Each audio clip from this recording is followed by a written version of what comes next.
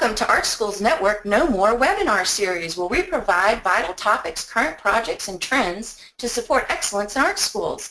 Today, we're meeting with Jeff Poland, Arts Education Program Manager of Americans for the Arts. He'll be giving us an Advocacy 101 overview about the arts education ecosystem.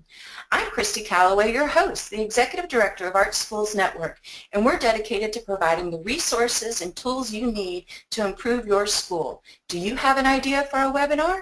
Contact me. I'd be very interested to entertain it. Art Schools Network is made up of high schools, middle schools, elementary schools, partner organizations like Americans for the Arts, who are specifically teaching students about careers in the arts. We convene multiple times across the year to talk about current trends and issues, and again today is about advocacy. We'd love for you to join Art Schools Network if you're not a member already. As you can see, we have regions, and you can meet by region or nationally or internationally. Today, we're talking about the important topic that everyone should care about, and that's Advocacy 101. Jeff Poland, again, the Arts Education Manager for Americans for the Arts, is going to help us understand the ecosystem. Why Americans for the Arts? Well, they're the national advocacy group that makes sure we have policies in place and tracking records so that we know how to best vote and best shape the future for our students. Today I'd like to introduce Jeff Poland. Again, he's from Americans for the Arts, and I have been on an education council with Jeff for the last several years. He's come to our conferences around the United States and presented timely issues for our membership. Jeff, I'd like you to take it away and tell us about Advocacy 101. What could we all be doing? Hello, and thanks, Christy, for inviting me here today. Americans for the Arts is pleased to partner with Art Schools Network to offer this series of webinars on advocacy for arts education. As you mentioned, with the 2016 election fast approaching, advocacy will be the focus of our workshop at the 2016 Conference of Art Schools Network in Dallas, titled Partnering for Advocacy, Art Schools, Advocacy Organizations, and Policy Change, which will be held on October 28th. You have some exciting co-presenters with you, I believe, on that workshop. I do. We have representatives from national organizations, statewide advocacy groups, and local art schools discussing best practice in how to advocate for the arts education locally in communities and schools. Today, we'll be talking about advocacy to set the groundwork for that workshop and to provide a timely understanding of Advocacy 101 for advocates across the country. The presentation should last approximately 15 minutes, and I encourage all viewers to continue the conversation in Dallas or on social media by following @Americans for Arts or my personal handle @Jeff M. Poland, which can be located at the bottom right-hand corner of the screen. All source materials for this webinar can be found at www.americansforthearts.org/navigator. As Christy mentioned, I'm your host today, Jeff Poland, and I currently serve as the Arts Education Program Manager at Americans for the Arts, the nation's leading organization for the advancement of the arts and arts education in the U.S.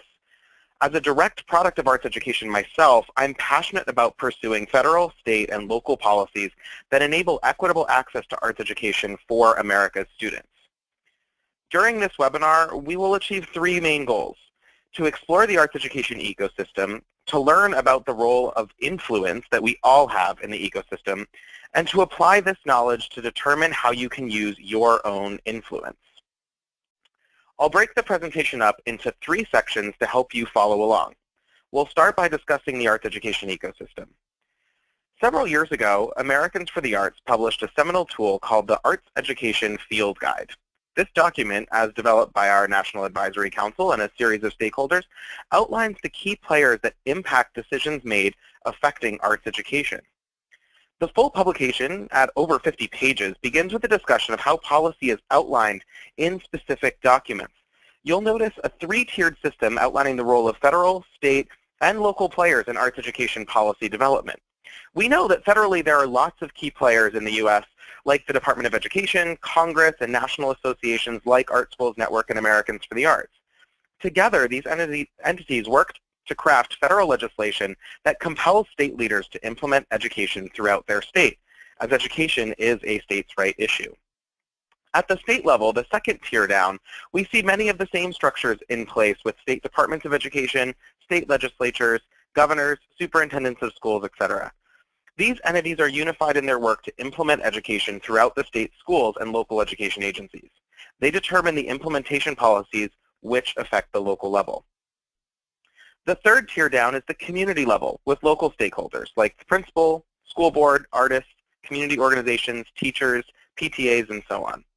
These individuals are responsible for the actual implementation of arts education for that fourth and final tier, the students. However, we know far too well that the tiers are not necessarily what actually happens in reality when it comes to decision making. So we reframed the visual representation. We start by putting the students at the center for a student-centered education. Then, as you work your way out of the concentric circles, you'll notice that the individuals responsible for the hands-on implementation of arts education are the next circle out from students. Then comes the individuals who work to support the programs where the arts education happens, like school boards, elected officials, curriculum supervisors, and the like. Then we move out to the state circle and the federal circle of decision-making.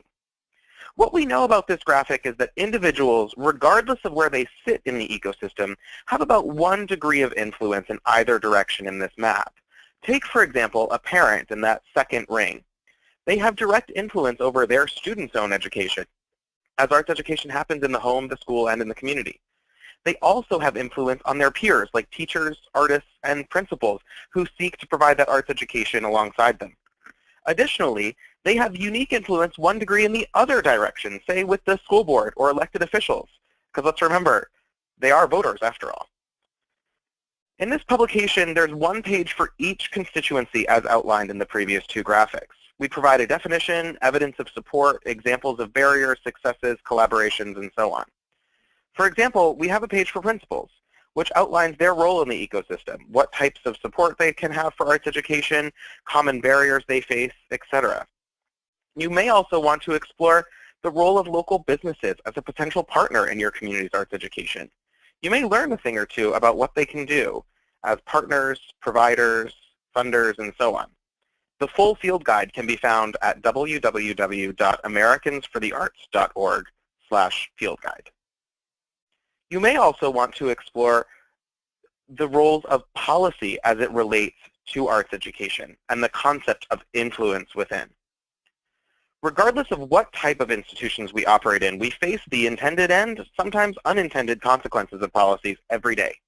Whether it's a big policy like the new federal education law or a small policy like how we work our workplace refrigerator, policies in general follow the same cycle of development.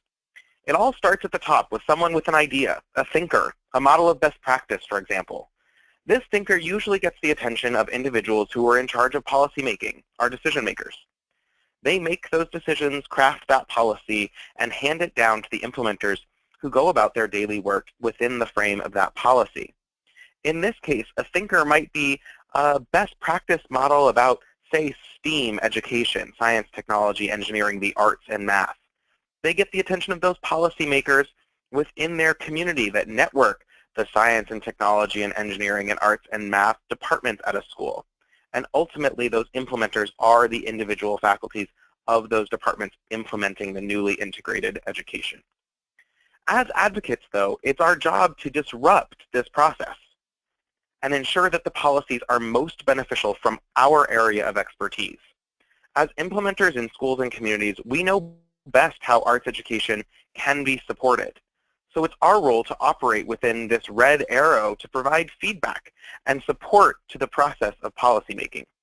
We must tell our stories, share our data, and ultimately impact the next round of policymaking from thinker to decision maker to eventually back to us, the implementers.